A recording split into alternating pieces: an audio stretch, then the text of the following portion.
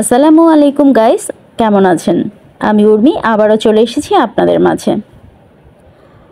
এই ফুলটি আপনারা নিশ্চয়ই সবাই চেনেন না এমন কেউ বর্তমানে নেই, কারণ সবাই নীল অপরাজিতা অনেক বেশি পছন্দ করে। নীল অপরাজিতার এখন অনেক কালার বের হয়েছে, সাদা, বেগুনি কালারটাও খুব সুন্দর, আরও আকাশি, গোলাপি, কয়েকটা কালারই আমি দেখলাম বর্তমানে এই অপরাজিতার পাওয়া যাচ্ছে। তবে আমার কাছে শুধু নীলটাই আছে, কারণ নীলটা দিয়ে আমি চা খেতে খুব পছন্দ করি, কালারটা খুব সুন্দর আসে চায়ের। বেগুনিটাও আপনারা রাখতে পারেন, সেটা দিয়েও আপনারা চা করে খেতে পারেন। তো এই গাছটাতে কিন্তু খুব বেশি যত্ন আপনাদের লাগবে না, নিয়মিত পানি আর রোদের আলো যেখানে বেশি পড়বে সেখানে এই গাছটা খুব সুন্দরভাবে বেড়ে উঠবে। এই গাছে প্রচুর ফুল আসে, আপনারা চাইলে এই গাছের ফুলগুলো শুকিয়ে বয়মে সংরক্ষণ করে রাখতে পারেন, তাহলে কিন্তু যখন গাছে ফুল থাকবে না তখনও আপনারা সেই সংরক্ষিত ফুলগুলো দিয়ে চা করে খেতে পারবেন। আর এই অপরাজিতার অনেক গুণ রয়েছে। বর্তমানে আমাদের বিশেষ করে মেয়েদের একটি বড় সমস্যা হচ্ছে দ্রুত ওজন বেড়ে যাওয়া। আমরা সবাই এই সমস্যাটায় ভুগি, আর দ্রুত ওজন বাড়লে আমাদের নানা রকম সমস্যার সম্মুখীন হতে হয়। বর্তমানে বেশ কিছু পার্শ্ব প্রতিক্রিয়া ওজন বাড়ার কারণে বেশি দেখা যাচ্ছে, সেটা আমি আপনাদেরকে জানাবো। তবে তার আগে অপরাজিতা সম্পর্কে আমি আরেকটু বলে নেই। বারান্দায় বা ছাদ বাগানে যেখানেই আপনি অপরাজিতা রোপণ করেন, সব জায়গায়ই কিন্তু অত্যন্ত শোভাবর্ধন করবে এই গাছটি। তো এই গাছটির মানব শরীরের জন্য অনেক বেশি উপকার, এর অনেক ভেষজ গুণাবলী রয়েছে। এটাতে রয়েছে অ্যান্টিঅক্সিডেন্ট এবং সেই সাথে এটি আমাদের শরীরে ফ্রি রেডিক্যাল নিরাময়ের ক্ষেত্রে কার্যকর ভূমিকা পালন করে থাকে, যে কারণে শরীরে ক্যান্সার নিরাময়ের ক্ষেত্রে এটা বেশ কার্যকর। এছাড়া আমাদের শরীরের জন্য গুরুত্বপূর্ণ ফাইটোকেমিক্যাল জমিন, ফলিফেনল, স্যাপোনিন, ট্যানিন, অ্যান্থোসায়ানিন ইত্যাদি সরবরাহ করে থাকে। অপরাজিতা দিয়ে খুব সুন্দর নীল রঙের চা তৈরি করা যায়, যা ব্লু টি নামে এখন পরিচিত। এটা এখন সবাই চিনে। সম্পূর্ণ ক্যাফেইন মুক্ত হার্বাল এই চা তৈরি হয় নীল অপরাজিতা ফুল থেকে। এই চায়ে থাকা পলিফেনলস ও ফ্লাভোনয়েড যৌগ লিভার এনজাইমের মাত্রা কমাতে সাহায্য করে, ফলে লিভারের সুরক্ষায় অসাধারণ ভূমিকা পালন করে এই চা। চঞ্চলতা ও হতাশা কাটানোর এক দারুণ ওষুধ অপরাজিতা চা। বর্তমানে সবচেয়ে দুঃখজনক বিষয় হলো ওজন বৃদ্ধি। ওজন বৃদ্ধির ফলে শরীরে 10টি ভয়ানক পার্শ্ব প্রতিক্রিয়ার কথা একটু আপনাদের জানাবো, যা জানলে আপনারা অনেক বেশি উপকৃত হবেন। কোষ্ঠকাঠিন্য বেড়ে যায় এই ওজন বৃদ্ধির ফলে। বর্তমানে অনেকেরই শ্বাসকষ্টের সমস্যা রয়েছে, আর রৌদ্রের তাপে তো শ্বাসকষ্টের সমস্যাগুলো যাদের আছে তারা অনেক বেশি ভোগান্তিতে আছে।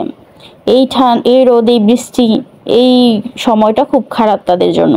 তারপর স্মৃতিশক্তিও নষ্ট হয় ওজন বাড়ার কারণে, কারণ অতিরিক্ত চর্বি জমা হওয়ার ফলে কোলেস্টেরলের মাত্রা বেড়ে যায়, আর কোলেস্টেরলের মাত্রা বেড়ে গেলে মস্তিষ্কের কোষেও ক্ষয় দেখা দিতে পারে, যার ফলে স্মৃতিশক্তি নষ্ট হওয়া, ডিমেনশিয়া ও অ্যালঝেইমার রোগে আক্রান্ত হওয়ার ঝুঁকি বাড়ে।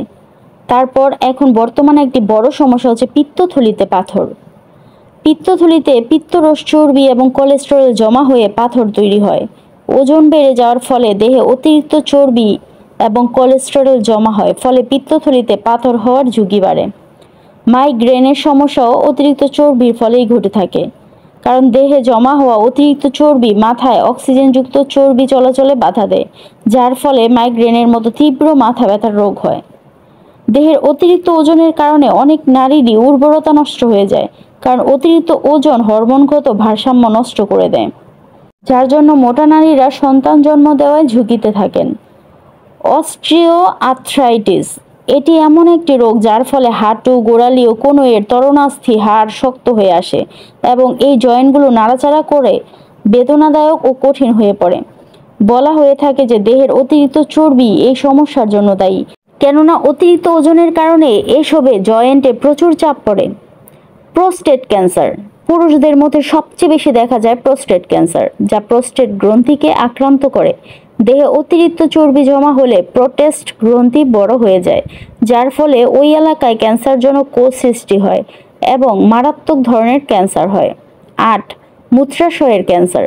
অতিরিক্ত ওজনের কারণে পুরুষদের মধ্যে যেভাবে প্রোস্টেট ক্যান্সার হয়, তেমনি নারীদের মধ্যে অতিরিক্ত চর্বির ফলে জরায়ু আকার বেড়ে যায় এবং জরায়ু ক্যান্সার হয়। অন্তঃস্রাবের অভাব। এন্ডোক্রাইন গ্রন্থিগুলো হলো এমন কয়েকটি গ্রন্থির সমষ্টি যা থেকে রক্ত এবং দেহের জন্য জরুরি নানা ধরনের কার্যকারিতার হরমোন তৈরি হয়।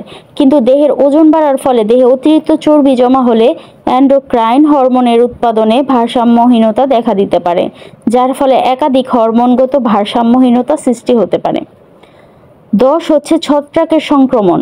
বেশ কয়েকটি গবেষণায় দেখা গেছে যারা অতিরিক্ত ওজনের সমস্যা বা স্থূলতায় আক্রান্ত হয় তাদের মধ্যে ছত্রাক সংক্রমণের ঝুঁকি বেশি থাকে, কারণ দেহে অতিরিক্ত চর্বি জমা হলে দেহে বেশি ঘামও হয়, আর ঘাম থেকে দেহের একাধিক অংশে ছত্রাক সংক্রমণ হতে পারে। ওজন কমানোর জন্য আমরা আমাদের বাগানে যেই সব জিনিসগুলো আমাদের শরীরের জন্য অনেক বেশি উপকারী এবং ওজন কমাতে সাহায্য করে, যেমন সজিনা পাতা, পুদিনা, থানকুনি, অপরাজিতা, এই গাছগুলো আমরা আমাদের বাগানে বা বারান্দায় রোপণ করার চেষ্টা করব এবং আমরা এগুলো নিয়মিত খাবো।